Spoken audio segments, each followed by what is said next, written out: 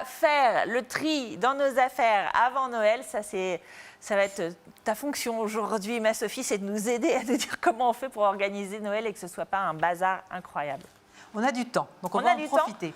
Cette semaine, première étape, c'est avec les enfants. Ils sont encore en vacances, donc c'est le moment de les mobiliser. Et il y a 3 façons de les motiver, de leur dire qu'il faut faire de la place dans la chambre s'ils veulent que le Père Noël apporte des nouveaux jouets. C'est ça, c'est une bonne motive. C'est aussi de faire une bonne action, et ce que nous a expliqué Thierry, c'est super, donc apporter des jouets d'occasion, des jouets qu'ils n'utilisent plus à des collectes de jouets.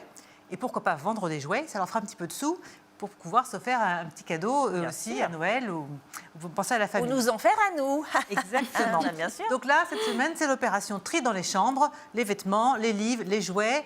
On donne, en plus, ils sont en vacances. On réemploie. C'est ça. Bah oui, t'as raison. On les met à contribution jusqu'à dimanche.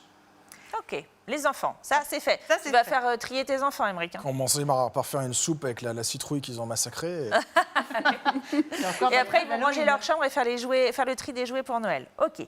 La semaine suivante. La semaine suivante, même les 2 semaines suivantes, je propose de faire un tri dans la cuisine et puis après dans la salle de bain. La cuisine, parce qu'avec les fêtes de fin d'année, on va faire des repas festifs, on va cuisiner en famille, entre amis. Sauf que si le plan de travail il est encombré ou qu'il y en a partout dans les placards, ça va être compliqué. Ouais, puis on ne sait plus aussi les trucs de fête, les petites verrines, les machins. C'est ça, exactement. Donc c'est le moment d'aller voir qu'est-ce qui nous reste comme belle vaisselle, comme ustensiles sympas, ceux dont on ne se sert plus. Et c'est le moment de se rendre compte qu'effectivement, on a décidé de faire des verrines, on a décidé de faire des desserts un peu innovants. Elle est où ma saucière? On a besoin de matériel qui nous manque ou de remplacer du matériel cassé. Donc on a le temps d'aller trouver le matériel qu'il nous faut, de chercher, de comparer et d'éviter des achats de dernière minute qui coûtent souvent un peu cher. Oui, alors ça je vois bien dans la cuisine, mais la salle de bain? La salle de bain, on va avoir envie de se faire. Oui, belle. Moi, je suis capable de continuer parce que j'ai une femme et dans sa salle de bain, je vois tout à fait ce qu'il faudrait nettoyer. Je suis sûr que si je venais chez toi, je découvrirais à peu près la même chose. Moi, ce que tu rigoles? Elle est parfaite, ma salle de bain. Vous êtes super ordonnée. Souvent, ce qu'on a dans notre salle de bain, c'est qu'on a des produits de beauté qu'on n'utilise pas parce qu'on attend l'occasion. Des masques magnifiques pour les cheveux, pour le corps, pour la peau. Là, profitons qu'on est encore en novembre, faisons du tri pour retrouver ces produits miracles et faisons, pendant les prochains week-ends, des masques sur nos cheveux, faisons des bains, prenons le temps d'utiliser ces produits qu'on a déjà. Vider les pots de crème. Pour ne pas en acheter. Vider les pots de crème et utiliser ces produits qu'on a déjà. Mais non, mais tu as raison, en plus les masques, ça nous évitera d'avoir la tête de lavabo aussi, juste après les fêtes, tu sais. Tu as raison, il faut préparer Exactement.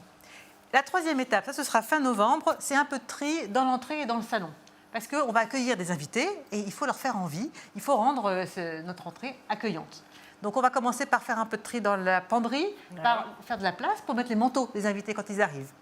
Et puis ranger un petit peu les bonnets, les écharpes, les gants avec 2-3 jolies boîtes, des paniers. On fait une entrée un peu clean pour que les invités se sentent bien accueillis et que la première bonne impression soit réelle.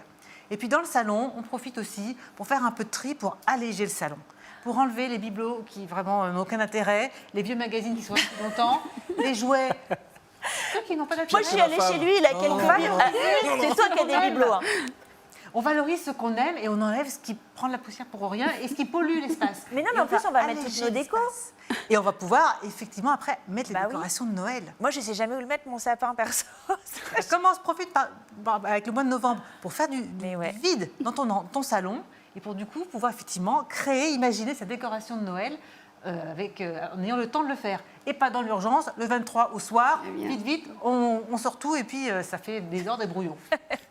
Elle est déjà venue chez moi à Noël, j'ai l'impression. Et je finirai avec 3 suggestions parce que c'est aussi le moment de lancer le thème de Noël. On est tout début novembre, on a le temps, en famille. Le thème de Noël? Je sais pas, c'est Noël, le thème de Noël. Eh ben non, moi j'ai 3 idées de défis pour Noël. Okay. Le premier, ça peut être du défi rien de neuf. On ne s'offre que des cadeaux d'occasion, de deuxième main, de réemploi. Mais tout le monde le fait. Ouais, bonne idée. Pour les enfants, pour les adultes. Autre défi, tout fait soi-même. Donc on offre des choses qu'on va créer de ses propres mains.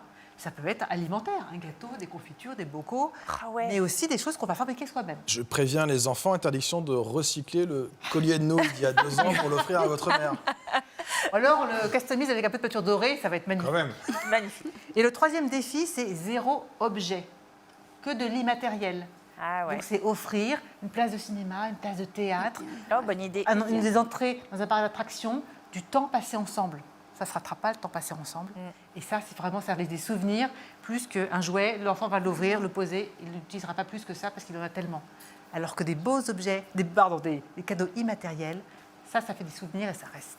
Oh, elle était bien cette chronique et quelle belle conclusion. Merci Sophie, bravo. Allez, vous retrouvez bien sûr Sophie sur ordelys.fr et aussi sur Facebook, LinkedIn et YouTube. Évidemment, elle est très connectée, notre Sophie.